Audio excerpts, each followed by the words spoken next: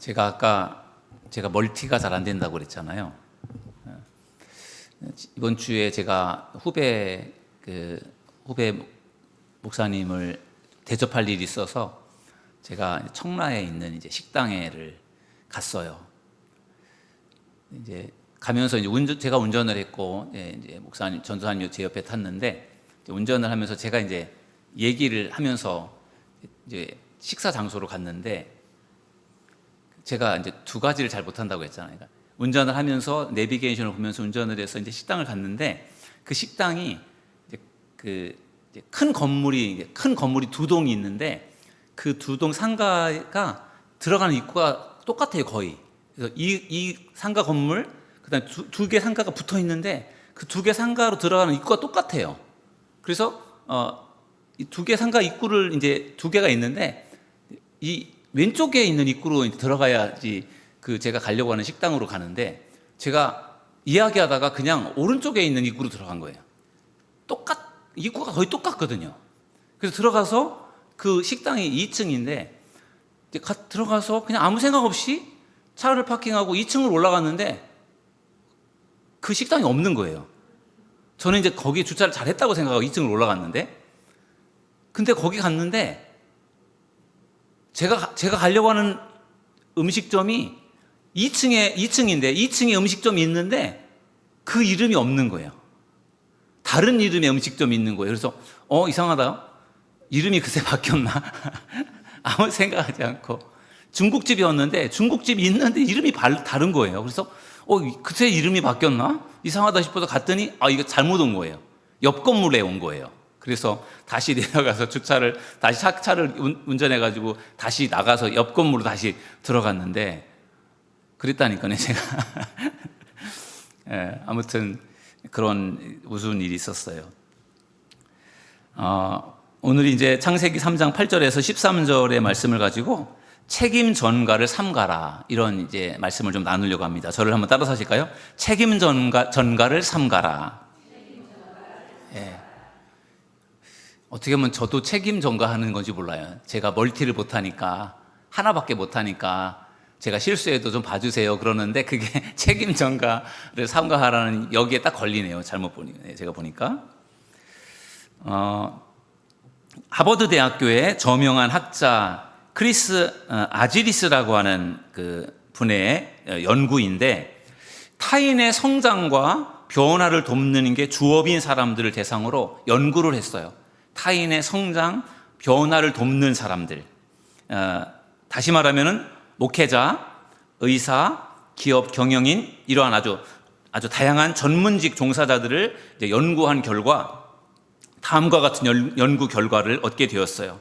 이 사람들은, 전문직 종사자들은요, 거의가 다 명문 대학에서 석사 학위를 받은 사람들이고 자신의 일에 아주 만족해하는 사람들, 한마디로 그 업계에서 최고의 실력자들을 대상으로 연구를 한 겁니다. 그랬더니 그 사람들이 타인의 성장과 변화를 돕는 그런 역할을 하는 사람들인데, 그 사람들에 대해서 연구를 해보니까 어떤 연구 결과가 나왔는가 하면은, 학습과 변화 노력의 초점이 본인 이외의 외부 요인에 있는 한 그들은 열심히 참석을 했다라는 거죠. 자기와 관계없이 다른 사람들의 학습과 변화 능력에 초점이 있는 것에 열심을 냈다라는 거예요. 그리고 변화되어야 할 사람이 타인일 때는 더 열심히 참석했어요. 다른 사람이 변화되는 일에 있어서는 더 열심히 참석을 했어요. 그런데 지속적 개선에 본인의 직무와 관계될 때는 즉시 뒷걸음질을 쳤대요. 본인의 어떤 개선에 관련된 부분에 있어서는 적극성을 띈 게 아니라 뭔가 뒷걸음질을 치더라는 거예요. 전문 경영인은 개선하는 일에 헌신되어 있지만 자신의 결점을 거론하는 데는 불편함을 느낀다. 다른 사람을 변화시키고 다른 사람을 개선시키는 일은 그것은 잘하는데 자기의 문제에 대해서는 굉장히 소극적이다라는 그러한 연구 결과를 이제 밝힌 것이죠. 이런 전문성을 가지고 있는 전문가들의 특징 중에 하나는 자기의 약점을 인정하지 않는다는 거죠. 나의 실수, 나의 약점, 나의 잘못된 그것을 인정하는 것을 두려워한다는 거예요. 왜냐하면 그것을 인정하는 순간 나의 어떻게 보면 다른 사람들이 볼 땐 나의 어떤 전문성, 내가 대단한 사람인 것처럼 이렇게 사람들에게 이렇게 보여질 텐데, 내가 실수하고 내가 잘못하고 이런 것들이 사람들에게 보여지는 순간에 그런 것들이 다 무너져 버릴까 봐서 두려움 때문에 자기의 약점과 실수를 인정하는 것을 두려워한다는 거죠. 인정 안 한다는 거예요. 그것은 일종의 두려움이에요. 내가 사람들에게 우습게 보이면 안 된다. 내가 실수해도 안 된다. 그런 생각을 그 전문 경영인이 가지고 있다는 거죠. 그러니까 어떻게 해서든지 내가 핑계를 대고 책임 전가하고 이렇게 해서 내가 실수하지 않은 것처럼 보이려고 하는 이제 그러한 경향들이 그런 사람들에게 있다는, 전문성을 가지고 있는 사람들에게 그런 결과가 나타났다는 거예요. 오늘 본문이 이제 아담과 하와 이야기인데, 이제 우리가 잘 아는 말씀이에요. 아담과 하와가 이제 에덴 동산에 살다가 이제 선악을 알게 하는 나무의 실과를 하나님께서 절대로 먹지 말라고 했는데, 하와가 따먹고 그다음에 아담이 따먹고, 그리고 나서 이제 동산의 한 나무의 뒤에 숨어 있잖아요. 숨어 있는데, 그 숨었던 이유는 자기들이 하나님의 말씀을 거역하고 선악과를 따먹은 것으로 인해서 그들이 부끄러움을 느끼거든요. 두려움을 느끼고 부끄러움을 느끼고, 그래서 이제 숨어 있는 그 상황에서 하나님이 이제 부르시잖아요. 아담아, 내가 어디 있느냐? 하나님 부르신단 말이에요. 하나님이 왜 부르셨을까요? 하나님이 아담과 하와가 지금 어디 있는지 몰라서 부르셨을까요? 하나님이 부르신 이유는 일종의 기회를 주신 거예요. 회개할 기회를. 저희가 하나님의 명령을 어기고 하나님의 명령을 어기고 저희가 선악을 알게 하는 나무의 실과를 따먹었습니다. 하나님 잘못했어요. 하나님은 그거를 기대하신 거죠. 아담아, 너가 어디 있느냐? 근데 아담이 뭐라고 하죠? 제가 벗었으므로 이게 부끄러워서 숨었습니다. 이렇게 말을 합니다. 하나님이 아담을 부르시는 이유는 하나님이 정말 잘못했어요. 제가 하나님 앞에 큰 죄를 저질렀어요. 하나님 용서해 주세요. 하나님은 그거를 기대하면서 아담아, 너가 어디 있느냐 이렇게 부르신 건데, 근데 아담은 자기의 잘못을 하나님 앞에 회개하지 않습니다. 그렇게 하고 아담은 회개하는 것이 아니라 어떻게 하죠? 하나님께서 저에게 짝지어준 하와, 저 사람이 나에게 그 선악을 알게 하는 나무의 실과를 먹으라고 해서 제가 먹었어요. 책임을 전가하잖아요. 그리고 하와는 하나님, 저 뱀이 나를 유혹해서 뱀이 나보고 그거 먹어도 괜찮다고 해서 제가 그래서 먹었습니다. 하와는 뱀에게 책임을 전가하고, 그렇게 이제 아담은 하와는 뱀에게 이렇게 책임을 전가합니다. 하나님은 그 책임이 누구에게 있는지를 하나님 따지려고 하는 게 아니라, 하나님의 명령을 어긴 것에 대해서 하나님께서는 그것을 가지고 그들이 그것을 인정하고 회개하는 것을 하나님이 기대하셔서 부르신 건데, 회개할 생각은 하지 않고 책임을 전가하는 그런 모습을 이제 보이게 되었습니다. 그래서 결국은 아담도 하와도 하나님의 무서운 이제 벌을 받게 됩니다. 여러분, 아담과 하와가 왜 하나님이 부르실 때 하나님 잘못했습니다, 용서해 주세요 이렇게 하지 않고 왜 책임을 전가하면서 왜 자기들의 죄를 감추려고 했습니까? 그것은 두려움 때문이었어요. 두려움 때문에. 하나님께서 하지 말라고 했는데 그것을 하나님의 명령을 어기고 했단 말이에요. 그러니까 그것을 하나님께 들키면 혼날 것 같으니까 두려워서 그것을 감추려고 했고, 그것을 또한 내 책임이 아니고 다른 사람 책임으로 이렇게 넘기려고 했던 그러한 부분들을 우리가 이제 오늘 본문을 통해서 우리가 발견할 수가 있습니다. 아까 제가 하버드 그 교수였던 아지리스라고 하는 사람의 그 연구에 대한 말씀을 처음에 드렸는데, 이렇게 회피하는, 내가 잘못한 게 아니라 저 사람 때문에 그래요, 이렇게 책임을 전가하고 회피하는 이러한 행위에 대해서 그 전문가들이 어떠한 행동을 취했는가 하면은, 그들은 완전히 남의 일처럼 말했다. 자신의 잘못을 인정하지 않고 저 사람 때문에 그랬어요, 내 탓이 아니고 저 사람 탓이에요, 이렇게 남의 일처럼 말을 했다라는 거예요. 최고의 그 리더들, 최고 경영인들, 그들이 자신들의 미흡한 직무 수행에 대해서 뭐라고 말을 하는가 하면은 어쩔 수 없었다. 본인의 한계 때문이 아니라 타인의 한계 때문에 그렇게 행동할 수밖에 없었다. 이렇게 말을 한다는 거예요. 그러니까 자신들의 실수를 인정하지 않는 거죠. 그리고 실수한 것이 드러났을지라도 이것은 내 탓이 아니라 저 사람 때문에 그래요. 그렇게 한다라는 거죠. 그게 어떻게 보면 최고 리더들, 전문 경영인들의 어떤 연구를 해보니까 뭔가 실수를 하고 잘못했을 때 그거를 이거 내 잘못입니다. 내가 잘못했어요. 이렇게 인정하지 않고 자꾸만 책임을 전가하는 그런 모습들을 보게 되었다라는 거죠. 그런데 그 이유가 아까도 말했던 것처럼 두려움 때문에, 나의 약함을 들켜서 사람들이 나의 전문성과 나의 대단한 모습들을 사람들이 무시할까 봐 그것을 감추려고 하기 때문에, 그래서 결국은 책임을 전가하는 그런 모습들을 보였다라는 거예요. 그리고 그것은 또 한편으로 볼 때는 실수를 통해서 배우지 못하는 모습이라는 거죠. 사람은 부족하잖아요. 완벽할 수 없고 실수할 수 있잖아요. 실수했을 때 이것은 내 잘못입니다. 그것을 인정할 수 있어야 되는데 사람들은 그것을 잘 못한다라는 거죠. 특히 더 전문성을 가지고 있고 더 중요한 역할을 맡고 있는 그런 위치에 있는 사람들일수록 더 자기의 실수를 잘 인정하지 않는다라는 거죠. 그런데 그것은 올바르지 못하다라는 거예요.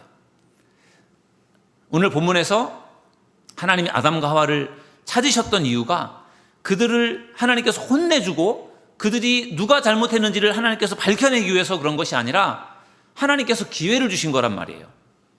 그들이 죄를 짓고 두려워하고 숨어있는 그들의 모습을 하나님께서 보시면서 회개할 수 있는 기회를 주시려고 하나님께서 부르셨는데 그들은 결국은 그것을, 자기들의 잘못을 회개하지 않았잖아요. 그래서 어떻게 보면 더 큰 하나님의 무서운 벌을 받게 된 것입니다. 어찌 보면은 그것은 두려움 때문일 수도 있고 또 한편으로는 자존심 때문에 그럴 수 있어요. 자존심 때문에. 전문 어떤 종사자들이 왜 자신의 어떤 실수를 인정하지 않고, 그리고 실수를 인정하는 것을 왜 두려워하는가? 왜 자신의 실수를 인정하지 않고 실수를 통해서 배우려고 하지 않고 왜 그걸 자꾸 감추려고 하고 덮으려고 하고 책임을 전가하려고 하느냐? 그것은 자존심 때문이라는 거예요. 자존심 때문에. 그렇지 않겠습니까? 내가 실수를 했을 때 사람들이 나를 어떻게 볼까? 나를 우습게 보겠구나. 그런 것들에 대해서 참지 못하는 그런 부분들이 있단 말이죠. 그러니까 결국은 실수를 인정하지 않으려고 하고 책임을 전가하려고 하는 그런 모습들을 보인다라는 거죠. 결국은 자존심 때문인데 이 자존심은 또 교만과도 연관이 있어요. 여러분, 겸손한 사람은 자신의 잘못과 실수를, 그것을 인정하는 것이 그게 어렵지 않아요. 겸손하니까. 이거 제가 실수한 거예요. 이거 제가 잘못했어요. 그렇게 하는 것이 겸손한 사람들에게는 그게 가능한 일이에요.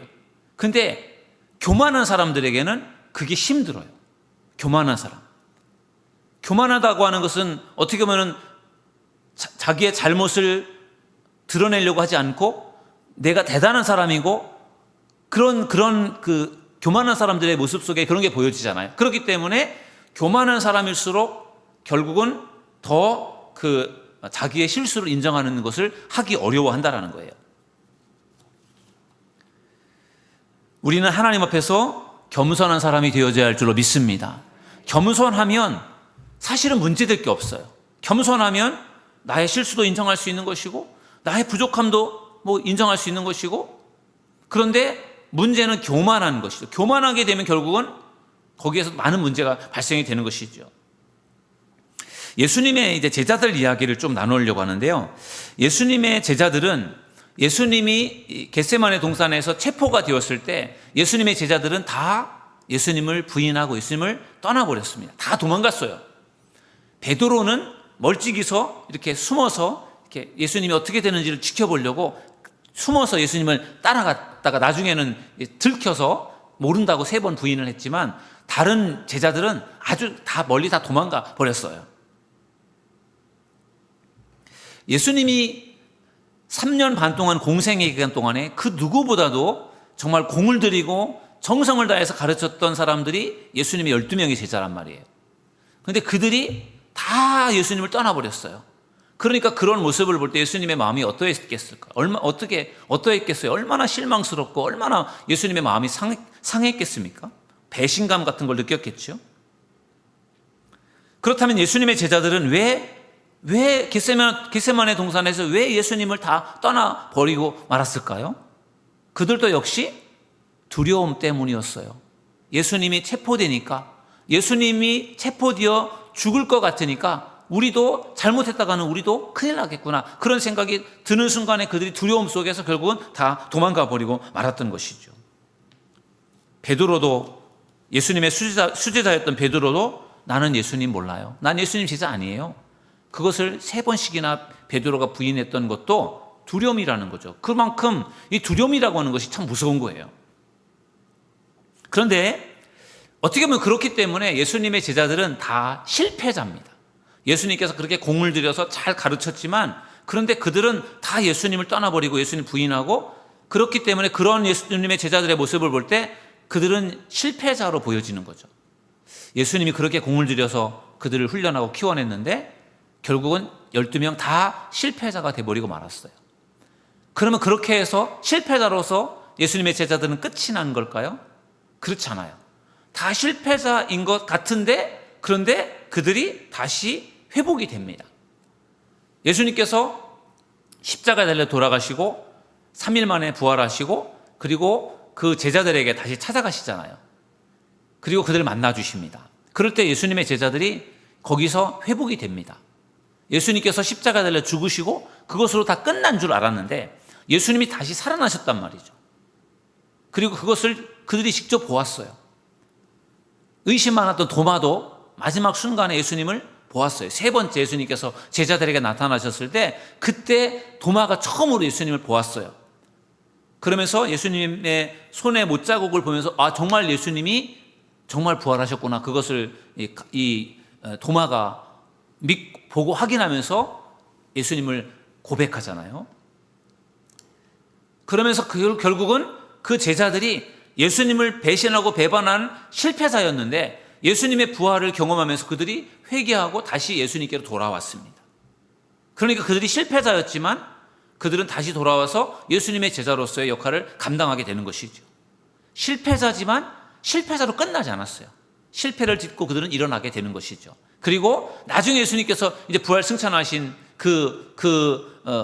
이후에 예수님의 제자들이 다락방에 모여서, 마가 다락방에 모여서 기도하다가 그들이 성령을 받습니다. 그리고 그 성령을 받아서 그들이 변화가 되잖아요.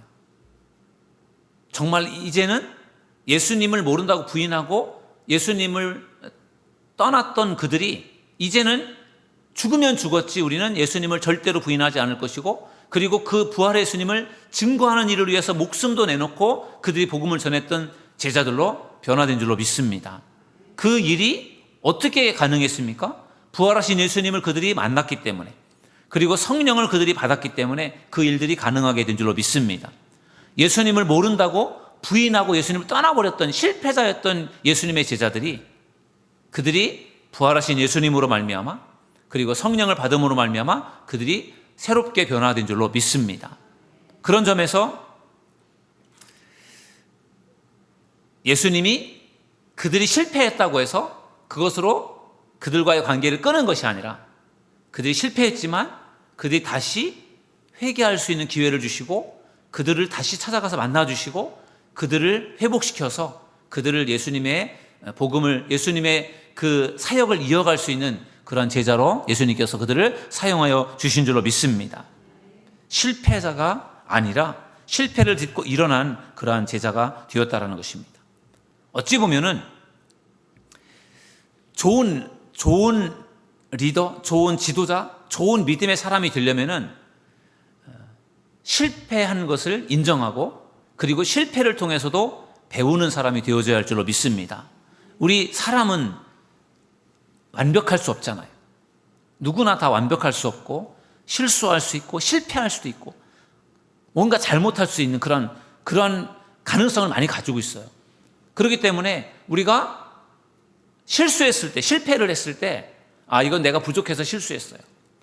그리고 내가 왜 실수를 했고 실패를 했는가, 그것을 잘 일종의 분석을 하든지 잘 따져보아서 내가 이것 때문에 실패를 했고 실수를 했구나, 다음에는 그렇게 하면 안 되고 다음엔 이렇게 해야 되겠구나, 그것을 우리가 배운다면 실패와 실수를 통해서 굉장히 큰 것을 얻는 거예요.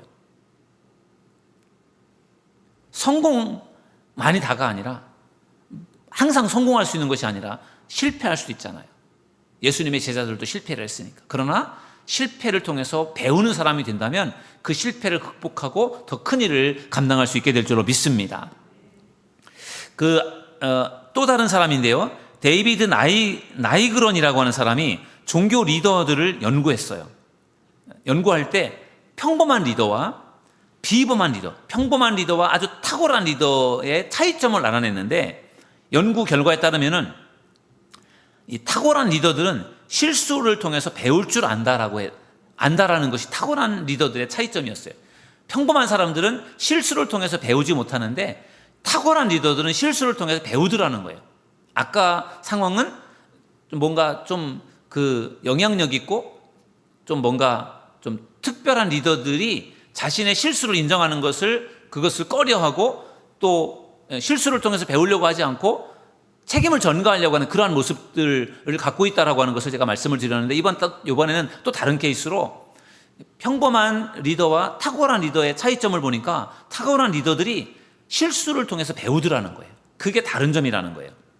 평범한 리더가 이 잘된 부분과 잘못된 부분, 그러니까 뭔가 잘한 것도 있고 뭔가 좀 못한 것도 있는데, 이 두 가지가 섞여 있을 때 평범한 리더는요, 이것을 내가 성공했다 이렇게 생각한대요. 잘못한 것도 있고 잘한 것도 있을 때 평범한 리더는 내가 잘했구나 이렇게 생각한다는 거예요. 근데 탁월한 리더는 잘한 것도 있고 잘못된 부분이 있을 때 내가 잘못했구나 이렇게 생각한다는 거죠. 그게 다르다는 거예요.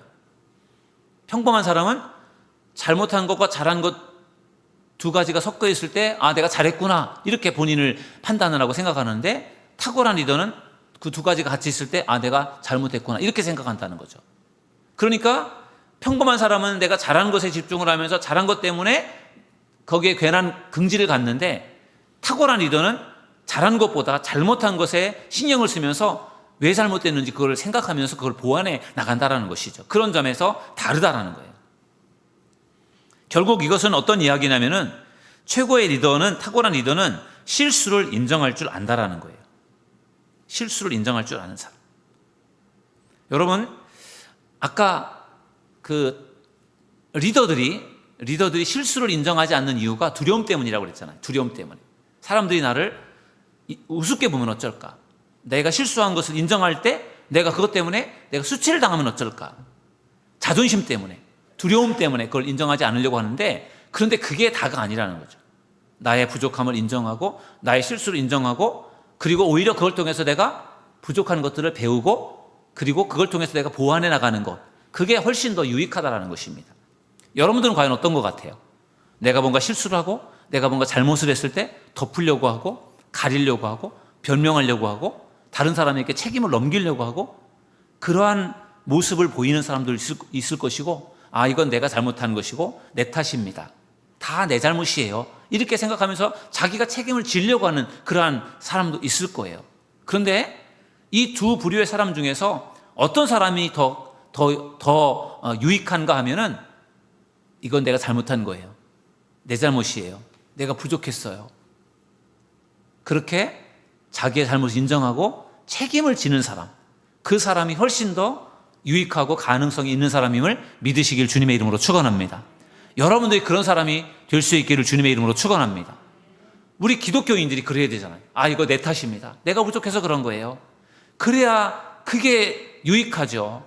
어떻게 해서든지 이건 내가 잘못한 게 아니고 다 다른 사람 탓이다라고 그렇게 할 때 결국은 우리에게 얻을 게 없어진다라는 것입니다. 어찌 보면은 손해를 보는 것 같지만 그게 오히려 우리에게 더 유익을 얻는 길일 것입니다. 자, 오늘 말씀을 이제 정리한다면, 오늘 설교 제목이 책임 전가를 삼가라 이런 거였죠. 책임 전가를 삼가라.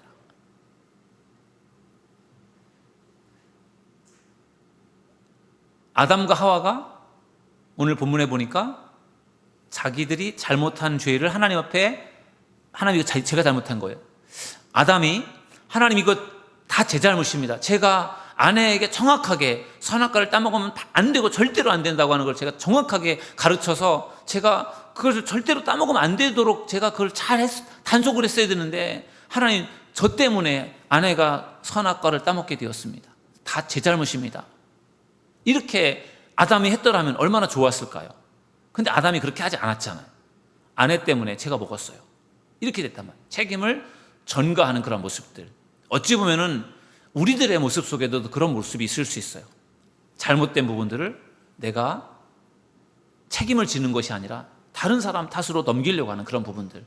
그런 모습들은 결국은 아담과 하와가 보여준 모습이고, 그렇게 했을 때 하나님께서 그들을 용서하기보다 오히려 그들에게 하나님께서 무서운 벌을 내리셨어요. 만약에라도 그때 아담이 하와가 제 탓입니다, 제 잘못이에요, 이렇게 할 수 있었다면 아마 그들의 그 형벌은 아마 더 가벼워지지 않았을까, 그런 생각이 듭니다. 아담과 하와가 그들의 잘못을 인정하지 않고 회개하지 않았던 이유는 두려움 때문이었어요. 두려움 때문.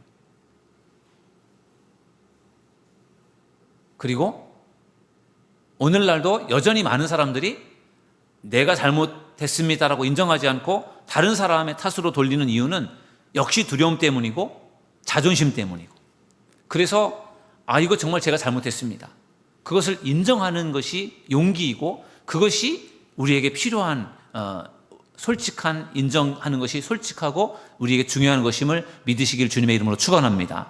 오늘 창세기 3장 8절에서 13절의 말씀, 우리가 너무나 잘 아는 말씀인데, 아담과 하와가 책임을 전가하는 그런 모습을 하나님께서 보시고 그들을 무섭게 징계하셨는데, 우리도 하나님 앞에 서는 그날 하나님께서 우리들의 어떤 잘못을 하나님께서 물으실 때, 하나님, 제가 이거 잘못했네요, 하나님 제가 잘못했습니다, 우리가 하나님 앞에서 잘못을 인정하며 회개하는 그런 모습을 우리가 보여야지, 책임을 전가하는 모습을 보인다면 그것은 하나님께 용서받을 수 없는 그런 모습일 것입니다.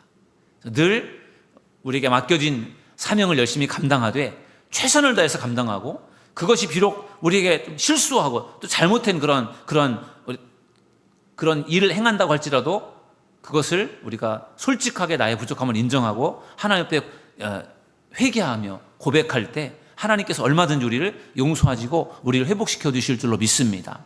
예수님의 제자들이 실패한 사람들이었지만 그들이 그것으로 모든 것을 포기하는 것이 아니라 그들이 회개하고 주님께 돌아와서 그들이 은혜를 받고 성령을 받고 정말 목숨 걸고 복음을 증거하여 복음을 예루살렘과 온 유대와 사마리아와 땅끝까지 증거될 수 있도록 그렇게 그들이 쓰임 받은 것처럼 우리도 부족하고 연약하지만 우리의 자존심을 내려놓고 우리가 하나님 앞에 최선을 다하고 맡은 사명을 잘 감당해서 하나님이 기뻐하시는 그러한 믿음의 길을 걸어가고 또 우리의 사역들을 통해서 아름다운 열매가 맺혀지는 그러한 저와 여러분 모두가 되기를 주님의 이름으로 축원합니다.